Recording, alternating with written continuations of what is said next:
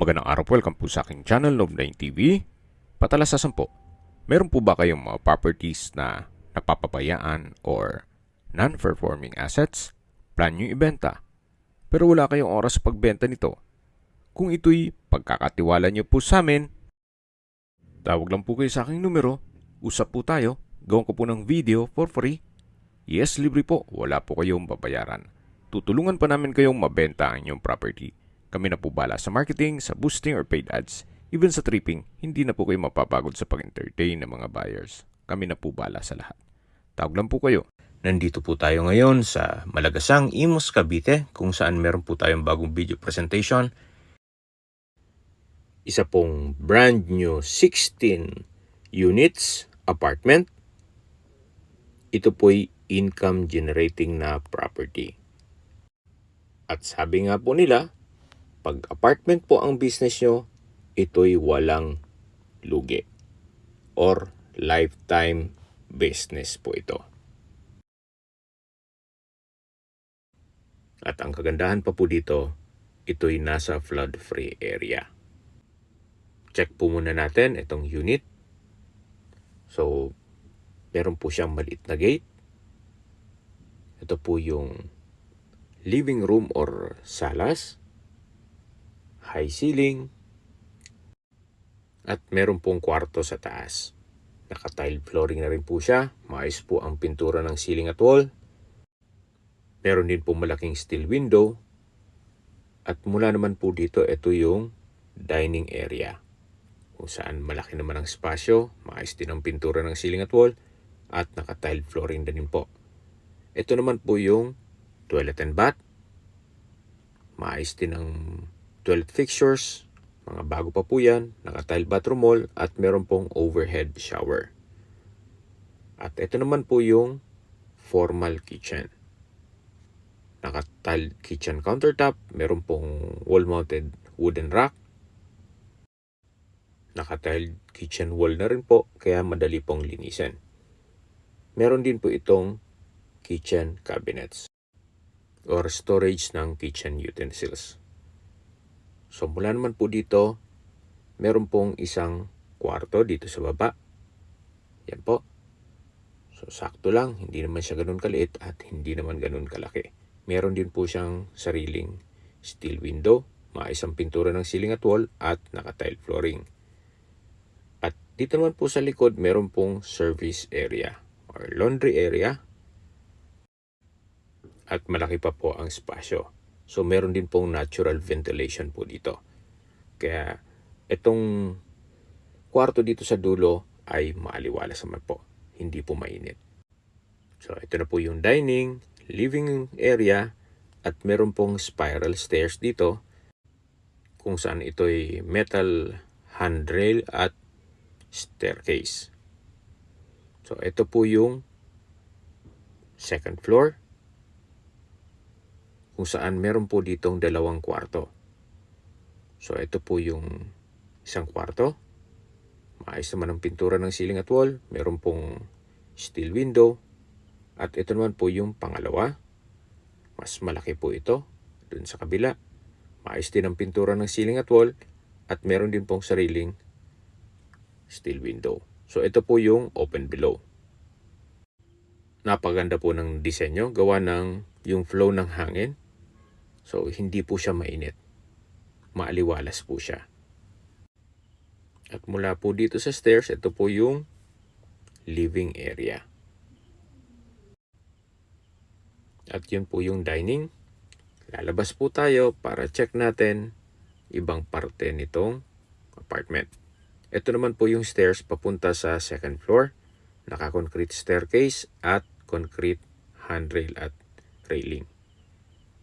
So, akit po tayo. Samahan niyo po ako.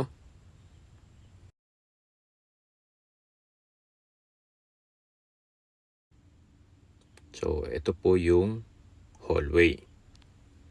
Ito pong mga unit ay halos identical lang. So, dun po sa first floor ay halos parehas lang po na disenyo dito. Gaya po dun sa baba, ito po yung living area kung saan high ceiling, then naka-tile flooring. Ito po yung dining area. Maayos din ang pintura ng ceiling at wall at tile flooring na rin po. At ito naman po yung common toilet and bath. Bago pa po mga toilet fixtures, naka-tile bathroom wall, meron pong overhead shower. So far, maayos naman po. At ito naman yung formal kitchen. Ganun din po, meron pong wall-mounted wooden rack, naka-tiled kitchen countertop, even yung wall ng kitchen, tiled na rin. At ito naman po yung service area, kung saan malaki naman ang espasyo. So, dito naman po mas malaki ang kwarto. Meron pong sariling window, naka-tile flooring, maayos din ang pintura ng ceiling at wall. So far, maayos din po. So, halos pares lang po ang disenyo. Medyo naiba lang dun sa size ng mga kwarto. Ito pong stairs ay halos parehas ang disenyo. Naka-metal railing at handrail at staircase. So, dito po ganun din po, dalawa ang kwarto. Yan, check po natin itong pangalawang kwarto. Hindi naman siya ganun kaliit at hindi naman ganun kalaki. Meron din po itong sariling steel window. At ito naman po yung pangatlo. Maayos din po ang pintura ng ceiling at wall. Meron pong steel window. So far, malaki naman ang espasyo. So mula naman po dito yung open below. At bababa po tayo dito sa spiral stairs. At matatanaw nyo po yung living area, kung saan meron po itong malaking steel window, kung saan nakapapaaliwalas din po ito. Yan po yung dining area at ito yung living area. Labas po tayo. So, di po natin iisa-isahin kasi halos same design at floor plan po yan. Identical po lahat ng unit dito. Okay, sa mga nag-skip po ng video, summarize ko lang po. Ito pong property na pinipresent ko sa inyo ay isang 16 units apartment. May lot area po ito na 760 square meters at may floor area na 1,000 square meters more or less. Ito po'y isang income generating property o pwede nating tawagin na ito yung negosyong walang lugi. At mabilis po ang ROI nyo dito o return of investment. Kaysa mag-invest kasi sa property na tulog ang puhunan.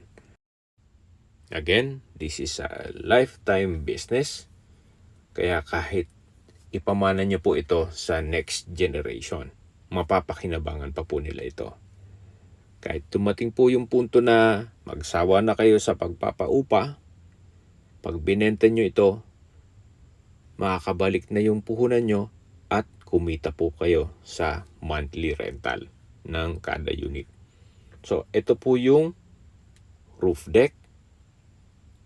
Actually, pwede pa po kayong gumawa ng mga rooms dito. Gawa ng nakadesenyo naman po ito sa third floor. Okay, sa distance, location at travel time portion na po tayo.